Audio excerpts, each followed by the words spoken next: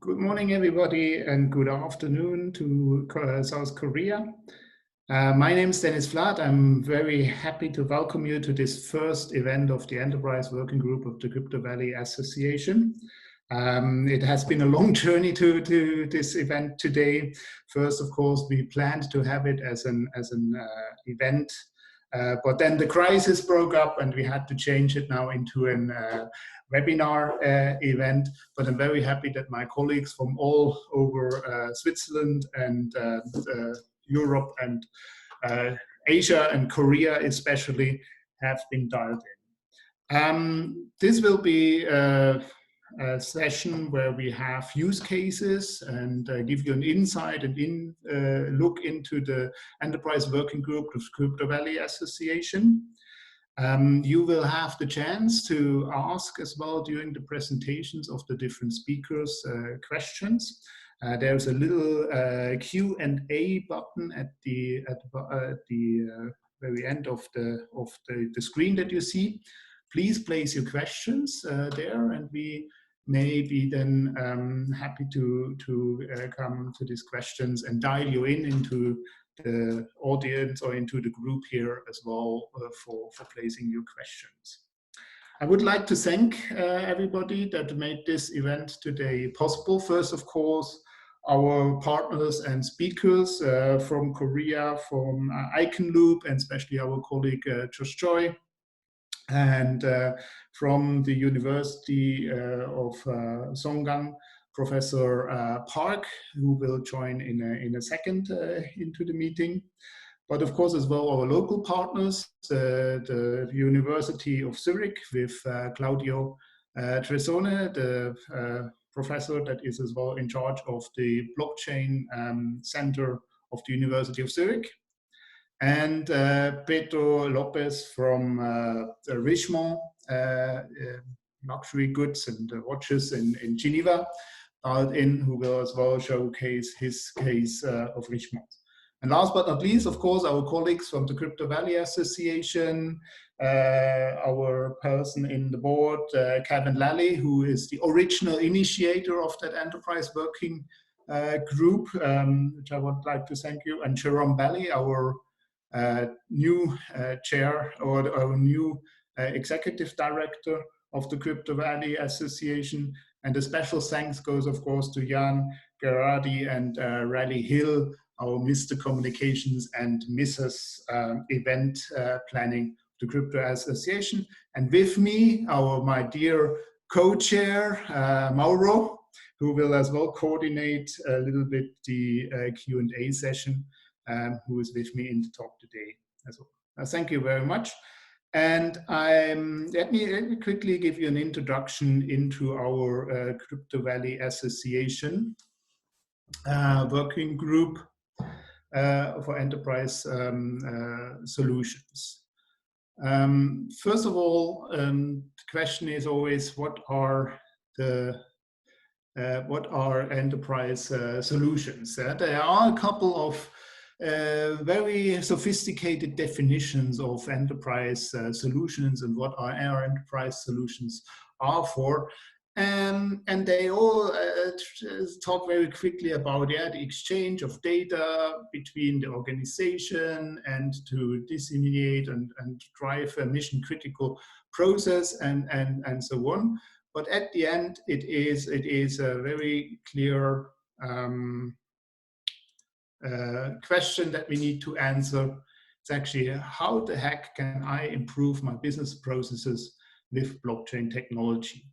And that is what we are aiming in the enterprise working group for. We want to find out what are the success factors behind enterprise blockchain solutions, and as well give a platform and give a community where we discuss and analyze together with universities, students, and the enterprises and other experts, what are the kind of success factors behind enterprise solutions to enable them.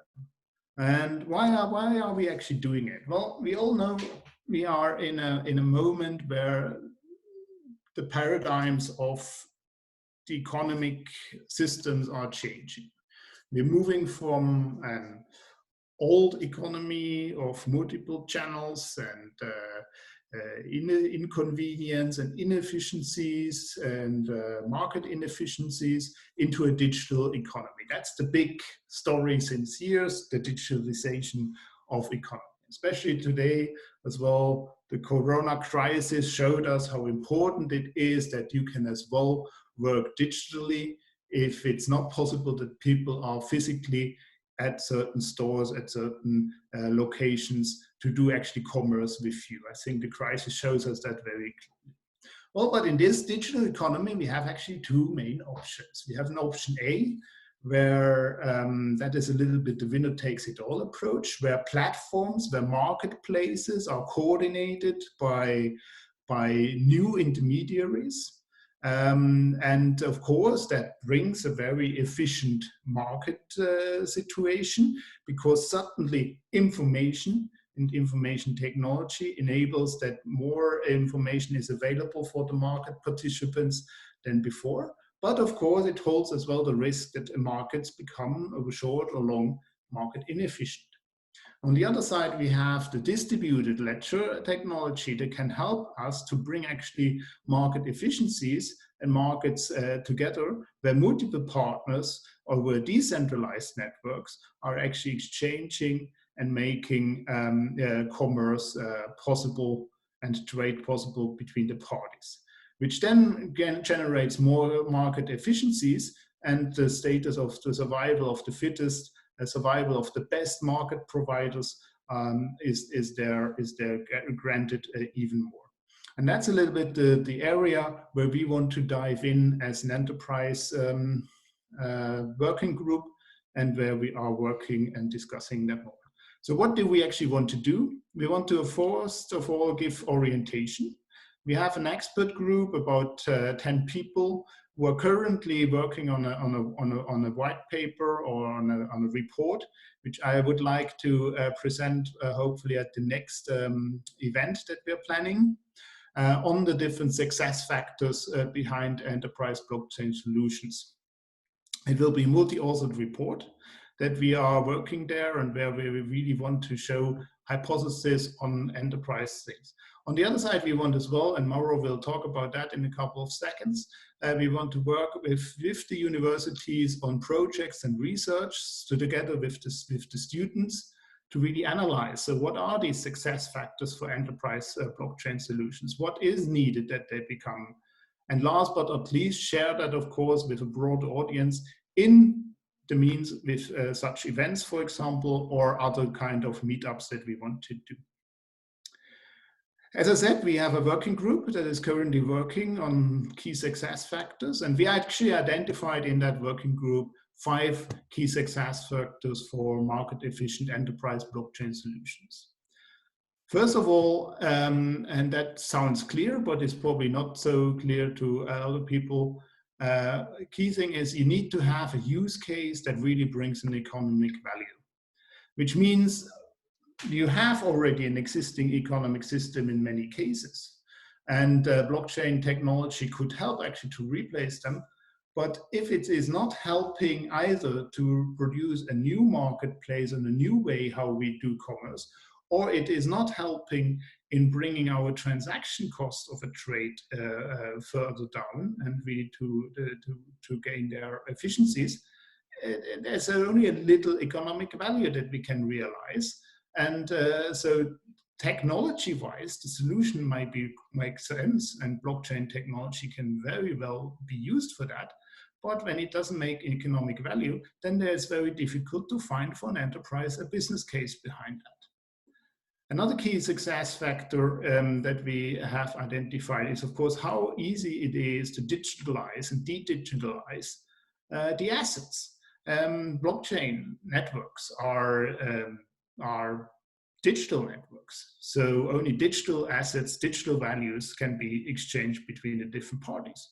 That is easy for stuff that is already digitalized, for example, like music or rights on a piece of a document that somebody has written.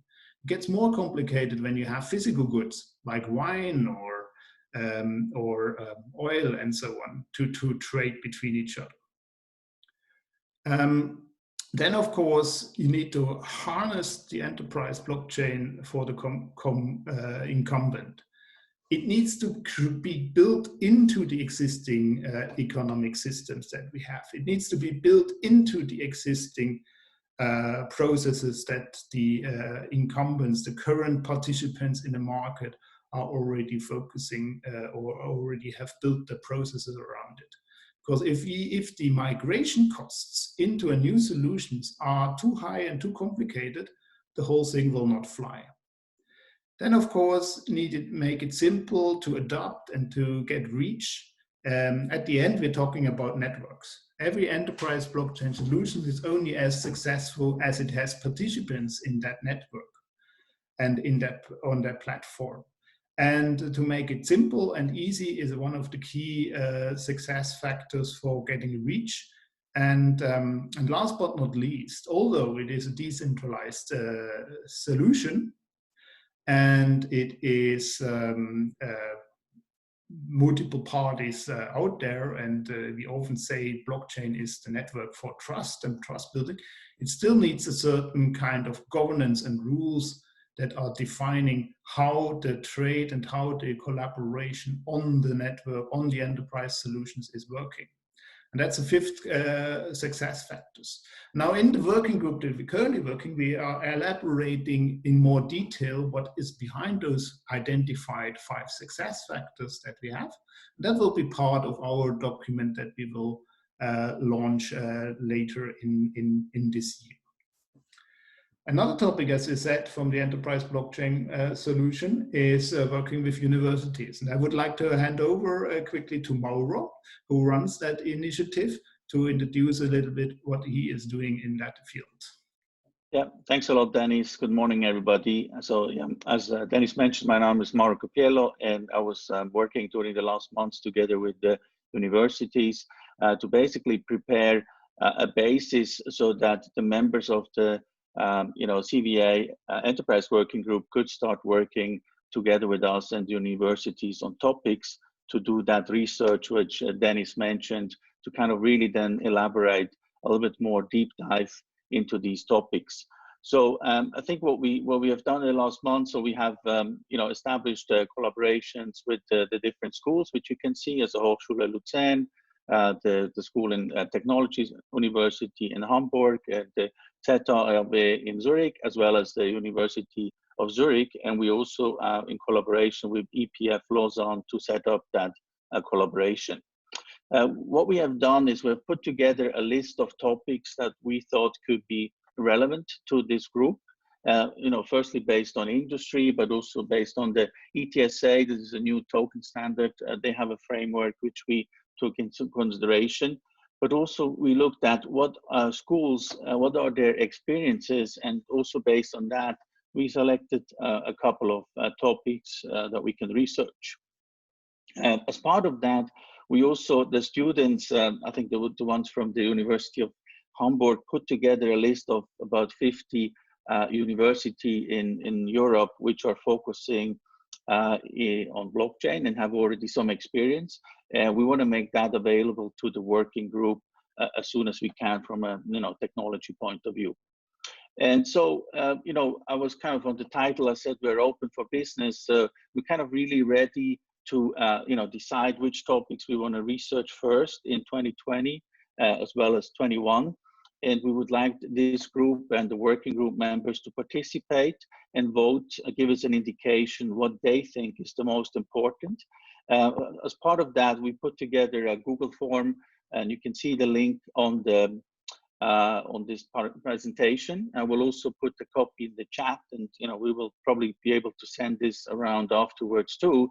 It really takes like 5-10 minutes maximum to click through the different topics which we have structured based on the different industries, and just let us know which one you think are the most important for you, and we will then take that and we will start setting up together with you as well these let's say a little bit more task force or groups to work with the specific university and the students to start doing that research. And so obviously for me, the most important part is that we have the university, we have the students, we have lots of, I would say blockchain or different other industry participants in this group. But for me, most important that we can really get the enterprises and corporations get involved here to give us their feedback and participate in that, so that we all can benefit from that and themselves too. So I kind of would ask you to contact me on the email I mentioned here, so that we can talk to you and we can kind of like arrange a quick call and see where you want to contribute. I would be grateful for any emails from you guys. I'll pass over to Dennis.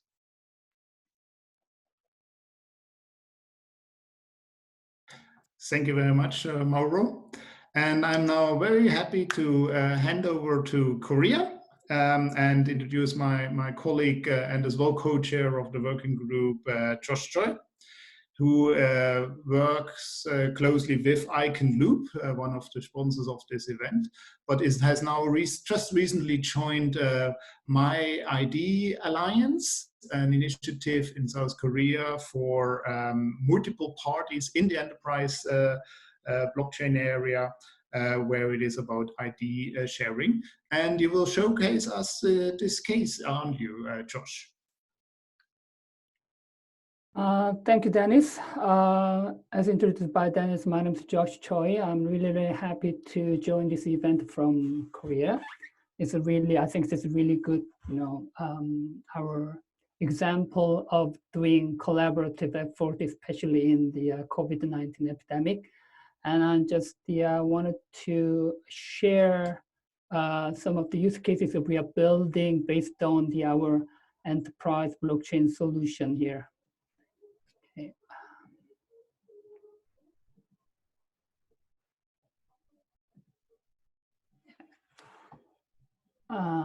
So can you guys see my presentation here? I hope so. Okay.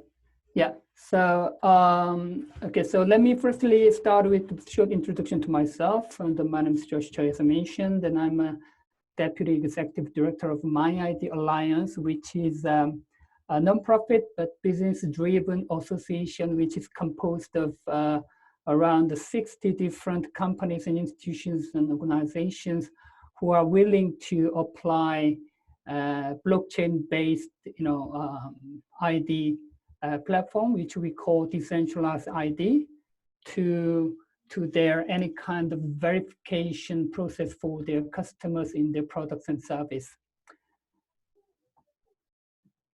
Okay, so let me firstly start with the three major drivers for us to come up with this decentralized ID platform for enterprise blockchain business here. Okay, firstly, well, in Korea, you firstly have to understand the overall environment surrounding blockchain industry. So basically, public blockchain is kind of a tough business domain because Korean government has very strict regulations on cryptocurrency, and then as you may know, public blockchain cannot work without the incentives for the participant in network by providing the reward in a cryptocurrency, which is a very, very highly regulated area. But the government has a very strong support for the development of blockchain technology itself, which naturally drive to the boosting of the enterprise consortium blockchain project, which doesn't need any cryptocurrency related node operation and governance.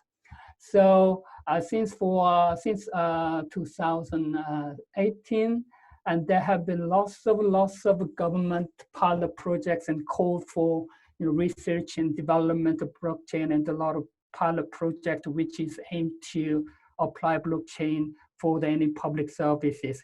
So one of the examples that we've done was to build blockchain-based custom clearance in a process, working together with the Korea Customs Service. So at that time, the more and more Korean people were purchasing a lot of goods from the international global e-commerce societies such as Amazon and Alibaba. So because of that, the volume of imported goods for the individuals has been significantly increased. And of course, it really created a loss of bottleneck in the process of custom clearances and custom service in Korea. So in order to solve this problem, we designed the enterprise blockchain, consortium blockchain solutions, in which Korea Custom Service and shipping companies and e-commerce companies and logistic companies can join as a node, so that we enable all the information of the purchased goods to be monitored in real time, so that Korea Custom Service can know already what kind of items will be coming even before they got it, so that we were able to reduce the really significant time of the processing, because that time the conventional way of custom clearance is really paper-based and manual. So we are able to find an opportunity to really digitalize all this process. As mentioned by Dennis, we're trying to make it really digitalize the economy there. But the issue was that this kind of a pilot project was not really sustainable in terms of the possibility for the companies to scale up. And then there are a lot of barriers in the real life to make the real business work. So basically, this kind of a B2B business is good, for us to see the government full support in the blockchain area. But I mean, this kind of business actually doesn't provide a really long-term sustainable business model. So we realized that we definitely need to provide the actual values which can be experienced by the public, which means that we can provide enterprise blockchain solution to our clients, but that solution also should be impact on the public, customers, so that they can actually use blockchain-based service, even though they don't understand how blockchain works, even though they even don't realize whether they actually using the blockchain. So basically, we shift a little bit of our business focus from B2B to B2B2C, which means that we provide a solution, our clients actually use our solution to enhance their service, improve their service to their actual end customers. So that's the one, some kind of a transformative environment that we are facing the time. And also, we definitely realized this transformation to digital economy, just as briefly mentioned by Dennis. So basically, in digital economy, we think the really, really crucial element is to build the trust between different stakeholders participating in digital economy. So when you want to make any kind of digital transactions, you have to have the really trustworthy information about your counterparty. So you have to make sure that this person is the right person that you want to make a contract. This person is the right person who have the really proper authority to access your service, especially in this kind of COVID epidemic. And then more and more businesses will go to really non-face-to-face business environment. So in that case, of course, it is very important for all of us who are working in the digital economy to make sure that we can build a really trust between the whole different stakeholders. So we think that also this digital economy is the key, and also the fundamental element to make a digital economy possible was to make our identification with more and more trustworthy. Instead of a really conventional way of actually proving that yourself by submitting your paper-based, card-based identification, if we can find a really digital way for us to prove that I'm the right person in the digital economy, that was really a good, really fundamental starting point. So that was the second key driver.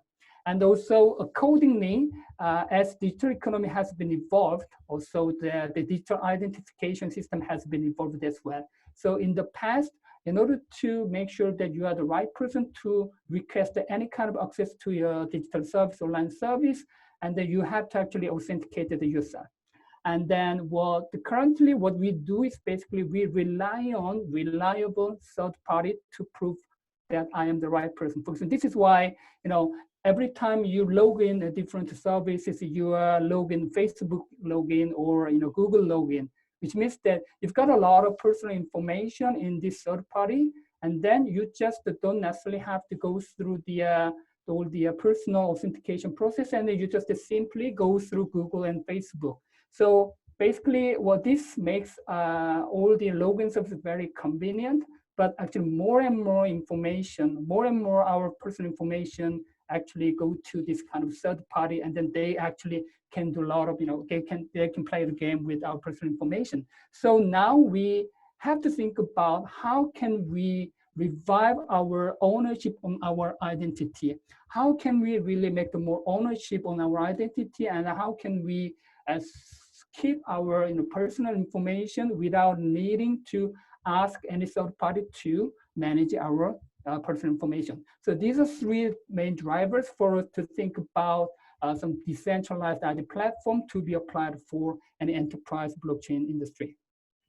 So blockchain-based digital identification platform as a DID platform, we call it ourselves MyID. So MyID is the really first kind of decentralized identifier platform in Korea, and built on IconLoop's blockchain technology. IconLoop is one of the leading blockchain tech company in Korea, and it definitely helps build a really trustworthy digital economy environment, as I mentioned, by allowing the users to safely manage their ID, authentication information in their mobile phone instead of relying on multiple third parties, while facilitating the verification process in a very secure and fast way through the blockchain technology.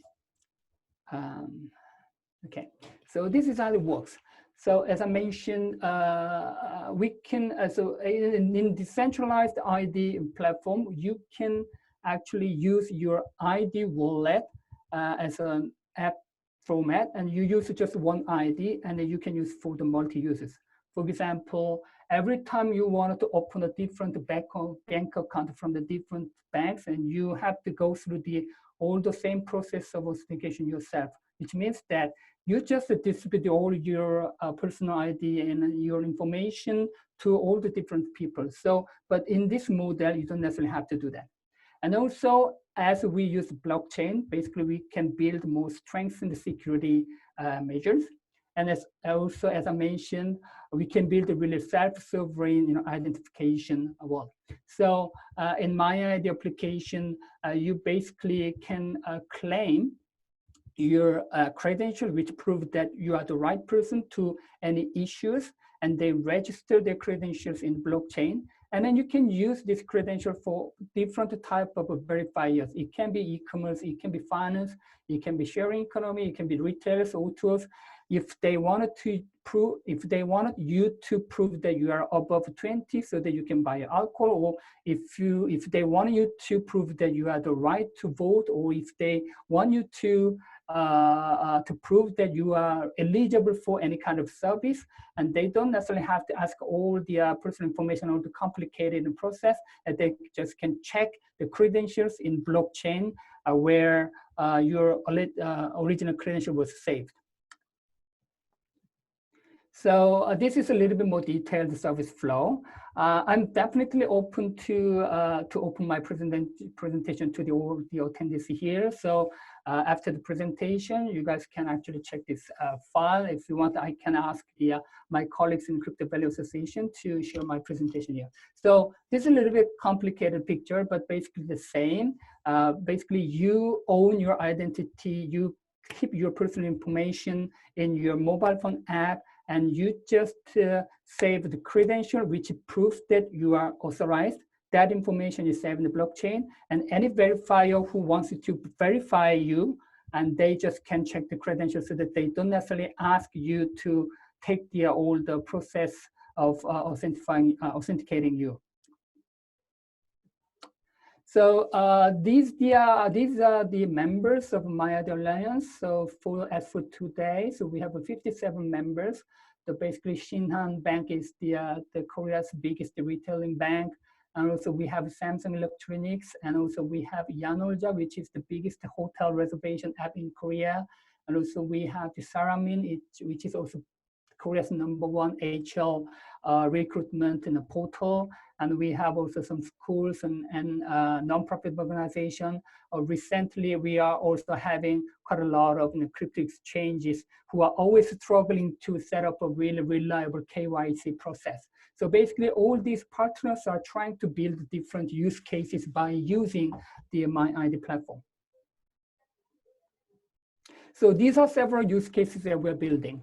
So for example, if you open your bank account from Shinhan Bank, which means that you already proved that you have eligibility to have a financial services. So if you wanted to open a stock account from Samsung Securities to make a trade of any kind of stocks, you don't necessarily have to go through the all the personal information process. You just use this Shinhan Bank issued ID to authentication, then you can directly open a stock account without needing to provide your personal information. And also, you can actually scan your passport and your special digital passport and save it in your MyID application. Then you can verify your ID for hotel check-in through the Yanolja app. So Yanolja has a lot of actually hotel chains in Southeast Asia. So every time you go to hotel when you check in, you don't necessarily have to submit your passport and then just let them to scan your passport. Who knows what they are going to do with your passport, because passport has a lot of information there, right? So you don't necessarily have to go through this kind of process. Once you actually prove that yourself through this thing, and then they just can check it. So in the real world, and when you go to check-in desk in hotel, you just go there and probably you can just read the QR code, and then the hotel can realize that you are the right person to make a reservation without asking you to submit the passport to compare your passport photos with you. And also any kinds of university issues certificate, for example, certificate of completion of any courses or certificate of graduation of any specific schools, that can be also submitted to whenever you are applying for a job through the any kind of a recruitment website, so that you can actually submit a really tamper-proof academic certificate, because it is actually saved in blockchain, so there is no chance for anyone to make a fake graduate certificate there. So these are actually some use cases that we're building, and then mostly they would be launched in the second quarter of this year or third quarter of this year. Okay. And also we are building the other use cases. So one is Proof, which is blockchain-based certificate issuing platform, and also VisitMe, which is blockchain-based in building check-in services. So for example, if you are inviting someone else outside the organization, and then when they come to visit your office, and that they don't necessarily have to submit their ID at the information desk, whatever, and then they just simply download the VisitMe application, and then you just scan the QR code, and then you can go in. Because anyway, you are the only person actually received this information, invitation, so that you already proved that as a right person to meet someone else. So these are really quickly some use cases we're building. So given the limited time, I will finish my presentation here. So I'm just open to just one few questions. Josh, if you want, we have Xandra who has a question. Maybe we could open up Xandra quickly to ask the question. Yeah. Yeah. See if he's maybe. Can I? No, not there anymore. Okay. Yeah, no, I'm here. I'm here. Oh, you are? Okay, great. Yes, yes, definitely. So my question is, how in your experience the corporates are reacting within the blockchain community, taking into account the legal aspects of the data from GDPR to cyber risk and intellectual property. What in your experience is the reaction of the corporates? Regarding our MyID platform, or just the general? Just the general, yeah. It is first of all just the general framework. Also, we have a pretty much different, personal information privacy regulatory framework compared to Europe. So we don't have a really strict law like the GDPR. So this is how actually we are able to trace all the people's movement, especially in this current COVID epidemic, so that we are able to really trace people's movement, and we are able to have a really proactive treatment to avoid the further spread of this disease.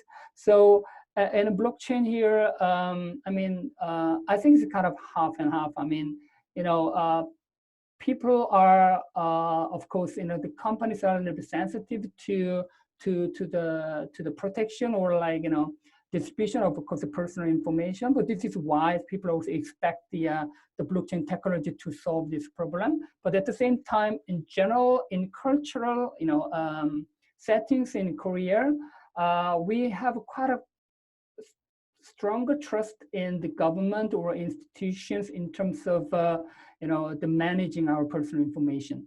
So so I think it has a really kind of both sides of possibility. Yeah, I understand. Thank you very much. Alexandra, maybe I can answer this quickly too. Self-sovereign identity is also something which the EU, also Germany, is researching quite heavily on blockchain. So they have actually a couple of funding programs for startups to apply some ideas and come in with some solutions, for identities, to do ticketing, but also to do identity checks. So I think we will probably see more coming there from the government point of funded side too. Yeah. Okay. This is very interesting. My question was related also to the corporates. Maybe we will. How do the corporates are reacting to this, because they have, let's say, a little bit slightly different approach. But let's go further, and maybe we can speak at the end to this topic. Yeah. So thank you very much, Alexandra, as well for the others. Whoever has questions, please just type it into your Q&A session at the bottom of the presentation. I'm now very happy to hand over to Pedro Lopez-Belmonte from Geneva. Pedro is a senior blockchain expert and architect at Richemont International SA. Many of you know Richemont probably from the watches and the luxury goods that they are producing, and he's going to show us what blockchain, or how they use blockchain in the luxury good area. Well, hello, Dennis, and welcome everyone. So yes, I'm going to discuss a bit what do we do at Richemont. But first of all, I would like also to thank you. It's very we are doing a very interesting job in the enterprise working group, and I would like the other members, Tom Klein, Surab, Mark Tallery, and especially Emma Garcia, who dragged me into the working group. So what are we doing in the luxury field with blockchain? I will go straight to the point. There are many aspects that can be covered and that can be supported by blockchain technology and applied on the luxury field. I've selected 4 points that I think are, if not key, very important. One is the counterfeits. Counterfeits are a big issue, not only on the luxury field, but on the luxury. For luxury goods is a very impacting issue, because it impacts our brands in many different ways, right? It hurts the brand image. It diminishes the value of the product, and let's say that it hurts our client experience as well. So it's a very big issue for the whole industry. And with blockchain, we can tackle that. We will see that in a minute. it's also about user experience, right? And about uniqueness and legacy. So luxury is about the whole experience. Some of the products that are manufactured, they are they are done in a very artisanal way, and that transmit a bit of the legacy, the craftsmanship, and they are also not done in a series. They are produced with very few units. So with blockchain, we can add a layer of trusts to these products, a layer of identification, and we can also trace the journey of these products across the potentially different owners or through the years. So it's really a technology that has a lot of potential on our field. What is our experience at Richemont with that?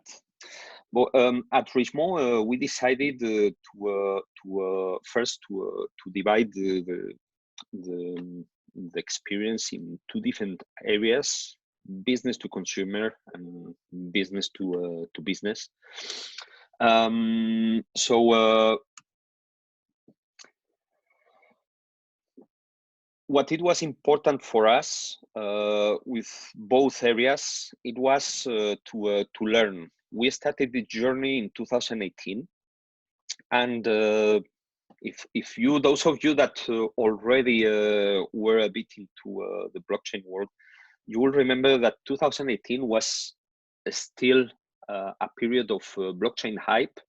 It was the year with the ICO's bubble starting to explode, and there were a bit still a lot of scams, bad press.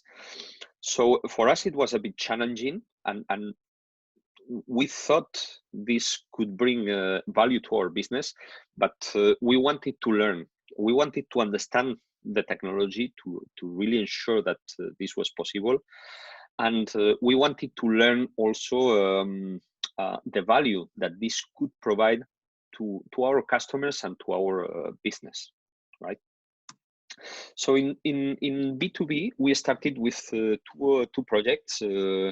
Our colleagues from Cartier, they conducted a study in early 2018, and they decided to go for a pilot blockchain, for a pilot focused on omni-channel transactions with their dealers networks in Asia.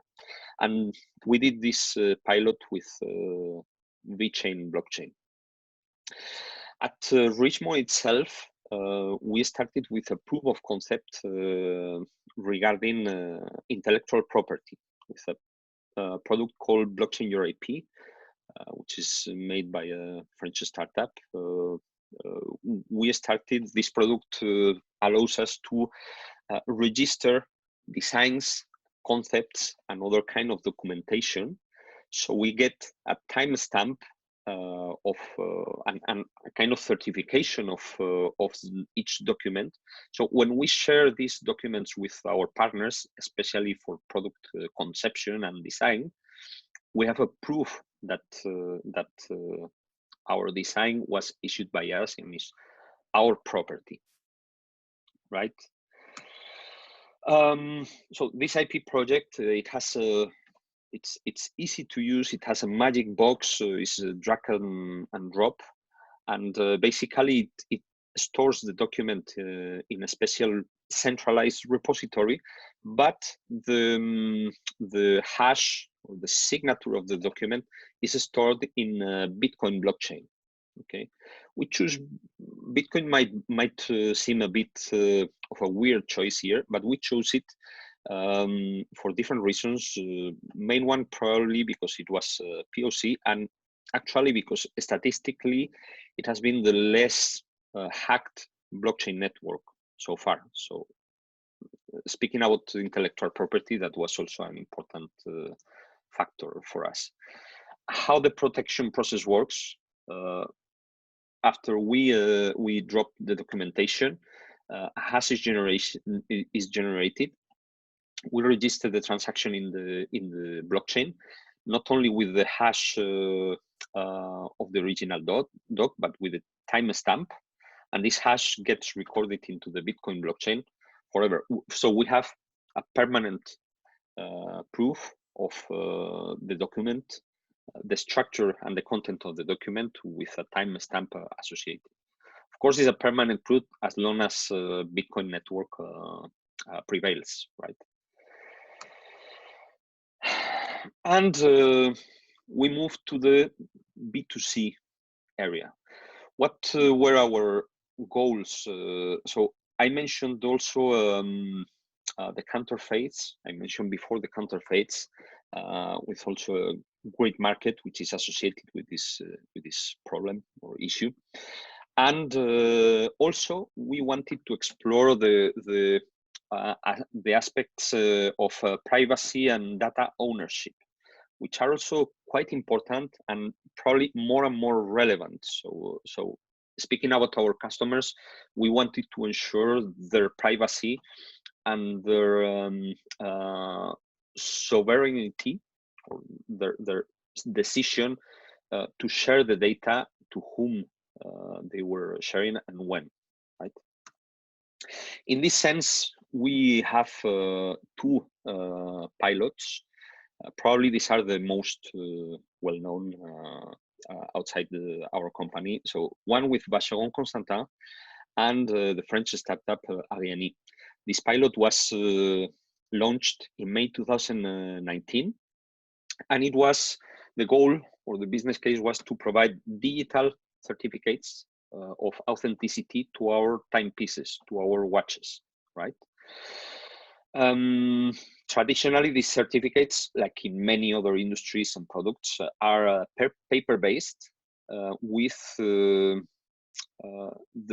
risk associated to that, risk of losing it, risk of being tampered, you know. So with this kind of product, the product itself with the time acquires some value, and it's important to be able to prove the authenticity and somehow also its ownership, right? So this was for us a perfect use case to start exploring blockchain associated to our business and a way to provide some value to our customers. In the November 2019, we launched another pilot with our brand Panerai, and develop this case by Swisscom blockchain. The use case was similar, but because we are generating here also digital certificates for watches, but it was embedded in a different use case, which was for service, watch services. So in this sense, the use case is different because it's not for new watches like Vacheron Constantin. It's for pre-owned watches. If the customer has a watch for certain amount of time, you know, the metal oxidates a bit, the lens or the crystal can be scratched, as well as the case. The strap can deteriorate a bit with the pass of the time. So in this sense, we offer a full service, full renewal service, and one of the steps is to generate a digital certificate of authenticity, right, and ownership. So as I said, pilot Vacheron Constantin was launched in May at Vivatech Paris, and it was first focused on a specific collection. This pilot is being now extended to the whole collection because it has been a success. What are the key features of this pilot? As I said, new timepieces oriented to new watches. So basically the customer experience is to go into the boutique and acquire a new product. and there is a ceremony to generate the certificate. This can also be sent by post, so it's also available for purchases when we extend the pilot. And it provides, as I mentioned, proof of ownership.